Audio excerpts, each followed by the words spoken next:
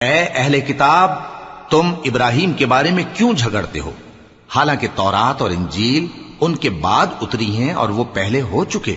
تو کیا تم عقل نہیں رکھتے؟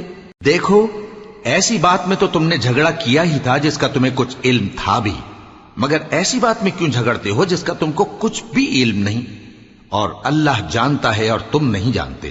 ابراہیم نہ تو یہودی تھے اور نہ عیسائی، بلکہ سب سے بے تعلق ہو کر ایک اللہ کے ہو رہے تھے اور اسی کے فرما بردار تھے اور مشرکوں میں نہ تھے۔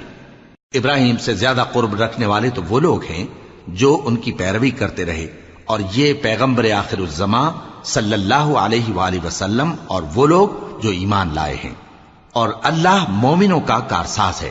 اے اہل اسلام، بعض اہل کتاب اس بات کی خواہش رکھتے ہیں کہ کسی طرح تم کو گمراہ کر دیں، حالانکہ یہ تم کو کیا گمراہ کریں گے، اپنے آپ کو ہی گمراہ کر رہے ہیں اور نہیں جانتے۔